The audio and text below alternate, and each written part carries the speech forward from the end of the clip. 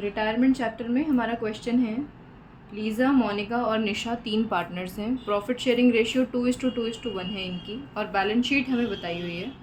Balance sheet के अंदर जब हमने लाइबिलिटीज़ और एसेट्स चेक किए तो कोई भी चीज़ हमें बांटने जैसी तो नज़र नहीं आई। आगे हमने एडजस्टमेंट पढ़ी तो क्या लिखा हुआ है, ऑन 31 मार्च मोनिका रिटायर हो रही है फॉर्म से, और उसके रिटायरमेंट के टाइम पर क्या एग्रीमेंट हुआ, लैंड एंड बिल्डिंग भी अप्रिशिएटेड बाय 2,40,000, मशीनरी भी डिप्रिशिएटेड बाय 10%। तो जहाँ अप्रिसिएशन है वहाँ हमें फ़ायदा है, जहाँ मशीनरी डिप्रिशिएट हो रही है वहाँ हमें नुकसान है। 50% stock was taken over by retiring partner eight book value, तो कोई फ़ायदा कोई नुकसान की बात नहीं है यहाँ पर। प्रोविज़न क्रिएट करना है हमें डेटर पर 5% का, कोई प्रोविज़न हमें बैलेंस शीट में पुराना था नहीं गिवन, तो यानी कि सारा का सारा हमारा नुकसान है। Goodwill of the firm 3 lakh की है। मोनिका को गुडविल में से उसका हिस्सा देना है लीज़ा और निशा के थ्रू, तो ये तो हम करते ही हैं, तो 3 लाख में से उसका हिस्सा निकाल के दे देंगे। And the total capital of the new firm be fixed at 27 lakh रुपये, which will be in the proportion of new profit sharing ratio of Lisa and निशा।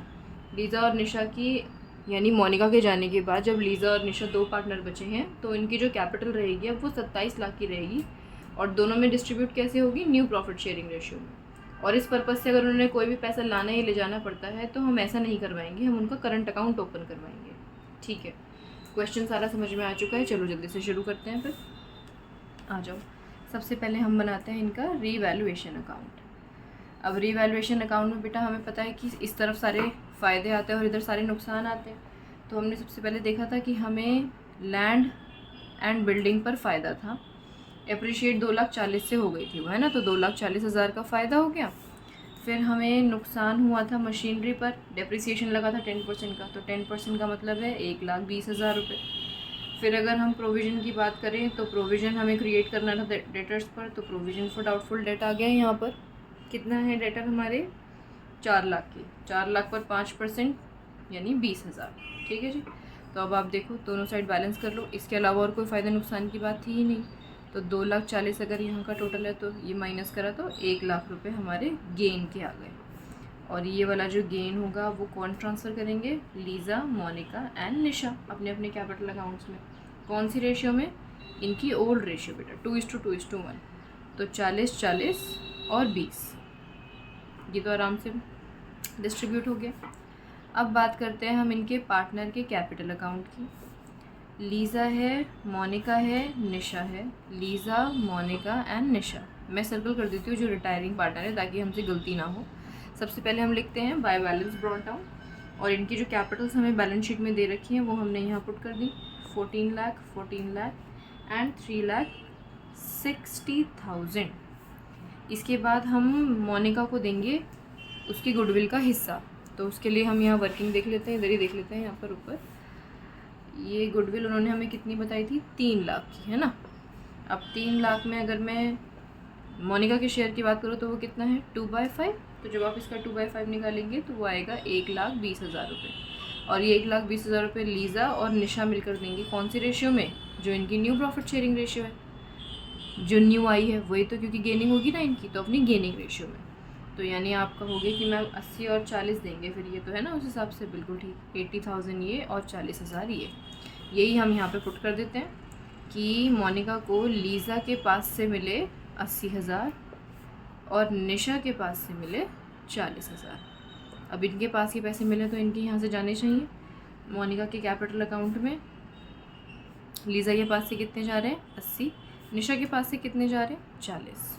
ठीक है जी, ये गुडविल दे दी हमने। नेक्स्ट अब हम रीवैल्यूएशन का गेन ट्रांसफ़र कर लेते हैं इनका। रीवैल्यूएशन का गेन ट्रांसफ़र किया तो 40 ये आ गया, 40 ये आ गया और 20 ये आ गया। ठीक है, अगला क्या करते हैं हम, बैलेंस शीट ज़रा चेक कर लेते हैं, कोई बात नहीं, जैसे चीज़ हमें नज़र ही नहीं आ रही थी।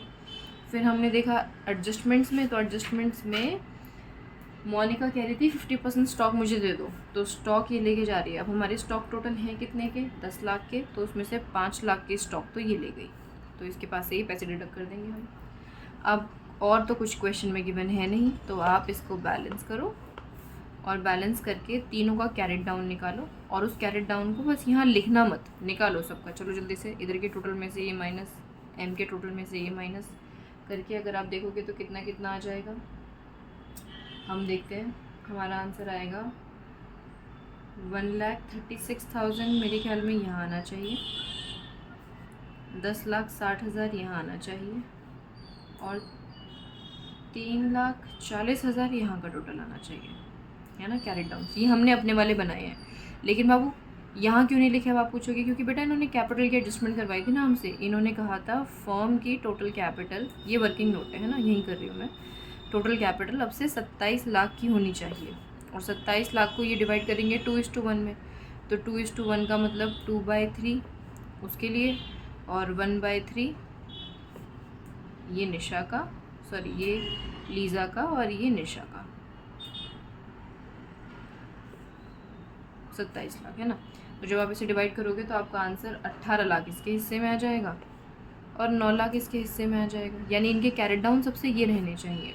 तो हमने लिखा यहाँ पर 18 लाख ये आ गया और 9 लाख ये आ गया। अभी जो रिटायरिंग पार्टनर है ये तो अपना लोन के तौर पे करवाएगी ना, तो यहाँ पर हम एम का लोन अकाउंट लिख देते हैं सिंपली, क्योंकि पैसा तो लेके नहीं जा रही है ये। तो 10,60,000 तो ये आ गए इसके लोन। बॉक्स बना देती हूँ मैं ताकि आपको पता रहे कि ये बैलेंसिंग फिगर है, ठीक है। अब आप देखो ज़रा ध्यान से देखना, यहाँ देखो डिफरेंस कुछ नज़र आ रहा है। 13,60,000 इसकी कैपिटल आई थी, जबकि होनी कितनी है 18 लाख। तो ये अपने घर से 4,40,000 और लेकर आए। अभी ध्यान से सुनते रहो। फिर उसके अलावा अगर मैं यहाँ बात करूँ, 3,40,000 इसकी कैपिटल थी और इसे मेंटेन कितनी करनी है as per new agreement 9 lakh की। तो ये 5,60,000 रुपये अपने घर से और लेकर आए। लेकिन हमने बोला क्या, नहीं नहीं पैसे नहीं मंगवाएंगे हम इनसे, हम इनका करंट अकाउंट ओपन करवा देंगे। तो यहाँ पर एल का करंट अकाउंट और एन के आगे आप एन का करंट अकाउंट लिख देना, ठीक है। मेरे पास एक ही लाइन में आप ऊपर नीचे करके डिफ्रेंशिएट कर देना, ठीक है जी। तो ये आ गया हमारा आंसर। बताओ क्या मुश्किल हुई इसे समझने में, इतनी आसानी से हो गया ये क्वेश्चन। अब बना लेते हैं जल्दी से इनकी बैलेंस शीट। बैलेंस शीट में आपको पता है कितनी आसान है बैलेंस शीट बनाना, जो गिवन होता है वही एज इट इज़ लिखते हैं। लाइबिलिटी साइड की बात करें, क्रेडिटर्स कोई चेंज नहीं था, 4,04,000 की लिख दिया हमने यहाँ पर, ज़्यादा जीरो लग गया, मैं एक लो कम कर दिया बेटा। ईपीएफ की बात करें तो ईपीएफ तो आपको पता है ना कभी नहीं बढ़ता, एम्प्लॉय की चीज़ है ये, तो एज इट इज़ आ गई यहाँ पर। कैपिटल्स की बात करें तो कैपिटल लीज़ा की और निशा की आएगी, कौन सी वाली, जो हमने यहाँ पर तैयार करी है, 18 लाख और 9 लाख वाली। लेकिन मोनिका अभी पैसे कोई दे दिए हमने, तो मोनिका का लोन आएगा यहाँ पर, और मोनिका का लोन कितना है 10,60,000 का, ठीक है जी। अब ये हो गया। इसके अलावा अगर हम बात करें एसेट साइड की, तो एसेट साइड में लैंड बिल्डिंग अप्रिशिएट हुए थे ना, तो अब 12,40,000 के हो गए। फिर मशीनरी की बात करें तो मशीनरी डेप्रिशिएट हुई थी 1,20,000 से, तो 10,80,000 की हो गई। स्टॉक 5 लाख के वो ले जा चुकी है, तो सिर्फ कितना बचेगा 5 लाख। डेटर की बात करें तो डेटर हमारे हमने प्रोविज़न के साथ रखने थे अब, तो इसमें से प्रोविज़न माइनस 20,000 का, तो ये आ गए 3,80,000 के। बिल्कुल भी मुश्किल नहीं है, बहुत आसान है बेटा। बैंक की बात करें तो पैसे लाने ले जाने का तो कोई हिसाब किताब हुआ ही नहीं है, तो यहाँ कर दी हमने 40,000 एज इट इज़। अब आप जब इसे बैलेंस करोगे ना तो बैलेंस मैच होगा नहीं ये। पूछो क्यों? क्योंकि हमने यहाँ से करंट अकाउंट तो शिफ्ट करे ही नहीं, ये भी तो पार्टनर के नाम की चीज़ है, बैलेंस शीट में दिखनी चाहिए।